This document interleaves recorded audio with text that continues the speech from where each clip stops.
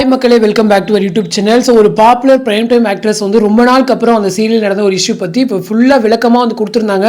So ரொம்பவே கஷ்டமாக இருந்துச்சு. ஸோ யார் அப்படிங்கிறத இந்த வீடியோவில் டீட்டெயிலாக பார்க்கலாம்.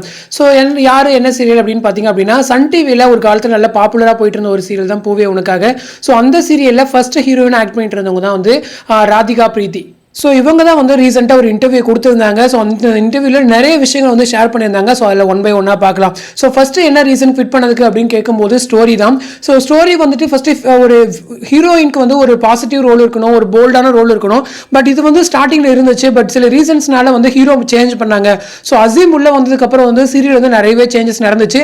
ஸோ என்னை வந்து ஒரு நெகட்டிவ் கேரக்டர் மாதிரி காமிக்க ஆரம்பிச்சிட்டாங்க. ஸோ அவரை வந்து பாசிட்டிவாக காட்டணும் அப்படிங்கிற காரணத்துக்காக என்னை வந்து ஃபுல்லாக நெகட்டிவாக காட்ட ஆரம்பிச்சிட்டாங்க. அதே போல் அங்கே வில்லியா நடிச்சிட்டு இருந்தவங்க வந்து ஃபுல் பாசிட்டிவா மாத்திட்டு என்னை பாசிட்டிவா இருந்த ரோல் வந்து நெகட்டிவா மாத்திட்டாங்க. ஸோ அது வந்து எனக்கு வந்து ரொம்பவே கஷ்டமா இருந்துச்சு. யூடியூப்ல வந்து ஃபுல்லா நெகட்டிவ் கமெண்ட்ஸ் வர ஆரம்பிச்சதும் அதுவுமே எனக்கு வந்து one of the reason for quitting அப்படின்னு சொல்லியிருந்தாங்க.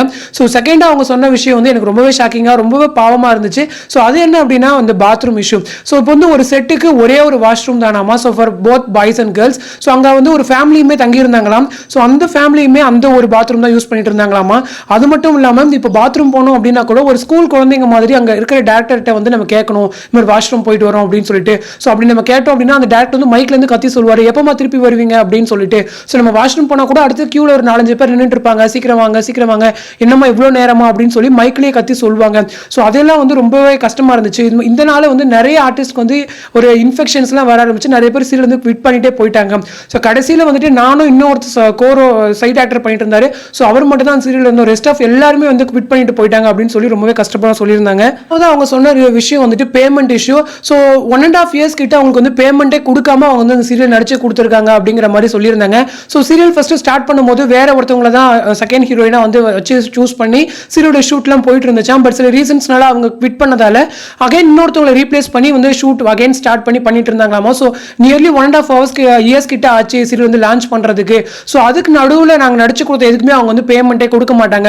ஸோ ரீசன் கேட்டோம் அப்படின்னா இந்த மாதிரி சீரியல் வந்து டெலிகாஸ்ட் ஆனதுக்கு அப்புறம் தான் வந்து சன் டிவி கிட்ட இருந்து பேமெண்ட் வரும், ஸோ அதனால கொஞ்சம் வெயிட் பண்ணுங்க அப்படின்னு சொல்லிடுவாங்க. ஆனால் நிறைய பேர் கொடுத்துட்டு இருந்தாங்க, எங்களுக்கு தான் அதை பத்தி தெரியல.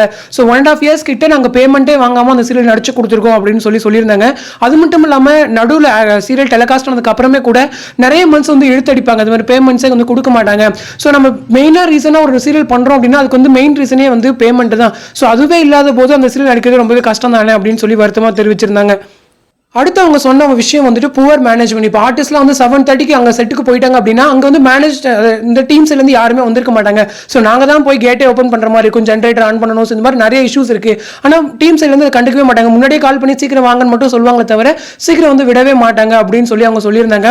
அது மட்டும் இல்லாமல் இப்போ அவுட்டோர் ஷூட்லாம் பண்ணுறோம் அப்படின்னா மேக்கப் போடுறதுக்கு வந்து ரூம்ஸ் வந்து ரெடி பண்ணியே கொடுக்க மாட்டாங்க. இப்போ வந்து ரேண்டமாக ஏதாச்சும் ஒரு ரூமில் போயிட்டு இங்கே போய் ரெடி ஆகிக்கோங்க அப்படின்னு சொல்லிடுவாங்க.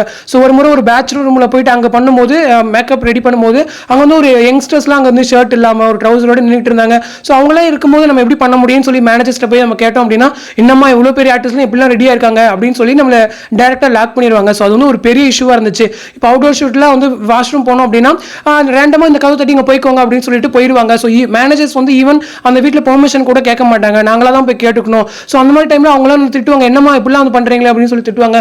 ஸோ அதுலேருந்து ரொம்பவே கஷ்டமாக இருந்துச்சு இந்த சீரியலில் அப்படின்னு சொல்லி ஷேர் பண்ணியிருந்தாங்க. இதெல்லாம் கேட்கும்போது உண்மையிலே கஷ்டமாக தான் இருக்குது. ஏன்னா இப்படி கூட ஒரு ப்ரொடக்ஷன் ஹவுஸில் நடந்திருக்கு அப்படின்னு சொல்லிட்டு. ஏன்னா நிறைய இஷ்யூஸ் வந்து போய் அவனுக்கு போயிட்டு இருந்துச்சுன்னு சொல்லி நம்ம எல்லாருக்குமே தெரியும். ஏன்னா அந்த சீரியல் ஃபஸ்ட்டு 7:30 லான்ச் பண்ணாங்க, நல்லா போயிட்டு இருக்குன்னு 8 o'clock ஷிஃப்ட் பண்ணாங்க. 8 o'clock மாறி போயிட்டு இருக்கும்போது நிறைய ஆக்டர்ஸ் வந்து அந்த சீரியல் வந்து குவிட் பண்ணாங்க. ஸோ இப்போ தான் நமக்கு வந்து 1 by 1 ரீசன்ஸ்லாம் என்னன்னு தெரிய வருது. ஸோ அந்த 8 o'clockலேருந்து 10 o'clock ஷிஃப்ட் பண்ணாங்க, 10 to 10:30 சடனாக வந்து சீரியலை எண்ட் பண்ணிட்டாங்க. ஸோ இந்த மாதிரி நிறைய இஷ்யூஸ் வந்து அந்த சீரியல் நடந்திருக்கு. நிறைய ஆர்டிஸ்ட் வந்து வெளிப்படையாக சொல்லியிருக்காங்க. ஸோ இதுக்கெல்லாம் பின்னாடி இவ்வளோ இருந்திருக்கா அப்படின்னு சொல்லி கேட்கும்போது உண்மையிலே கஷ்டமாக தான் இருக்குது. ஸோ இந்த மாதிரி நிறைய ஆர்டிஸ்ட் வந்து ஃபேஸ் பண்ணிட்டு இருக்காங்க. ஸோ அதில் இவங்க ஓப்பன் அப் பண்ணது வந்து ரொம்பவே பெரிய விஷயம் தான். ஸோ இந்த வீடியோ பற்றின உங்களோட கமெண்ட்ஸை வந்து கமெண்ட் செக்ஷனில் சொல்லுங்கள். அடுத்த ஒரு இன்ட்ரெஸ்டிங் அப்டேட்டோட நெக்ஸ்ட் வீடியோவில் மீட் பண்ணுறேன். தேங்க்ஸ் ஃபார் வாட்சிங் அண்ட் பை.